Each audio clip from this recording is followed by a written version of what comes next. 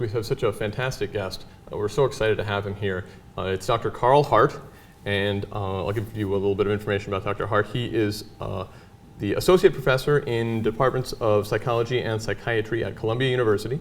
He's also the first tenured African-American Professor of Sciences at Columbia, and he is the author of this book, High Price, A Neuroscientist's Journey of Self-Discovery That Challenges Everything You Know About Drugs and Society. Dr. Hart, thanks so much for coming on the Young Turks. Appreciate you coming. Thank you for having me. Drugs have always been in our society. People have always used drugs. And also problems have always been in society.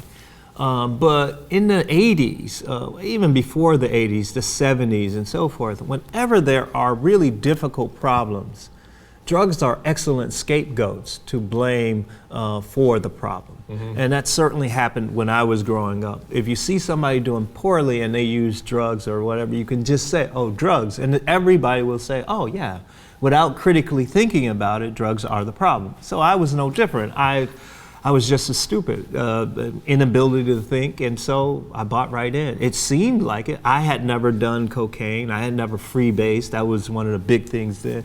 So it must be that. It couldn't be these other things, because otherwise I would have experienced the problems. And so I thought that was the problem. The first thing we want to make clear is that no one is saying that crack, cocaine, or any other psychoactive drug doesn't have potentially powerfully negative effects. Mm-hmm. That's a fact. Right. But we'll talk later about some of the ways to mitigate or attenuate those effects. So that's a fact. The problem is that people stop looking once they think that they have the answer with crack. So when you look at the evidence, if you say, well, let's look at the majority of the people who use crack cocaine. 80–90% of those people go on and not have a problem. They pay taxes, they work, they do all of these things. So now when you see that, and you see only a smaller percentage of people who have problems with crack, that tells you that it's beyond the pharmacology of that drug. That's one thing. But we focus as a society on that 10% or whatever it is who have the problem, and that's what we fixate on. Sure. And not only that, we focus on our moments in time. In my undergraduate education, one of the things that I learned was that if you give an animal, a rat, for example, a primate, a monkey, an opportunity to self-administer cocaine or methamphetamine or these drugs, they will do so until they kill themselves. That Right. was indication that these drugs were so powerfully dangerous. We've all heard that about the rat that keeps hitting the lever to deliver it over and over and over again. Absolutely. So as I looked more carefully, one thing that I learned was that if you provide that animal with alternatives, like a sexually receptive mate, like sweet water, or other food treats, you can disrupt the cocaine taking, the methamphetamine taking. So they don't kill themselves, they choose these other options. So I thought we should try something like that in the laboratory. People had done it, similar things before. In my studies, we found that when you bring crack cocaine smokers into the laboratory, give them a choice to take cocaine or money or merchandise vouchers, whatever. Like the Wheel of Fortune.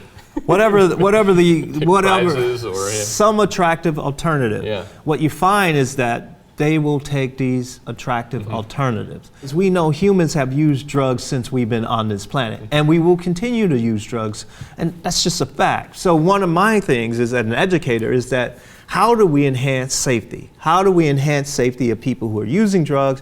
How do we have better public policy that's based on empirical evidence rather than anecdotes?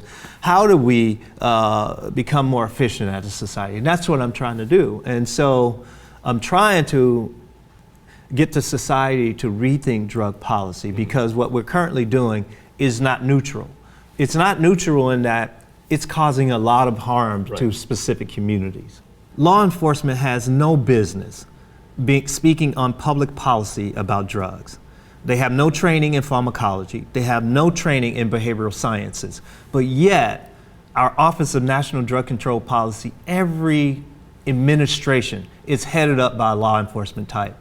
That is ridiculous. And I'm asking the country to say, okay, let's make sure we have people who are qualified to be in those positions. It seems like one of the very important critical takeaways is to understand that poverty is much more at the root of the so-called drug problem in this country than the drugs. It's not the drugs, it's the poverty. I want to thank Dr. Carl Hart for coming and speaking with us. I'm sorry that you had to talk to me, but maybe the next time you come around, you get somebody a little higher up the chain of command. It's great to have you. Okay, great thanks to be a lot. here with you. And thanks to you for watching.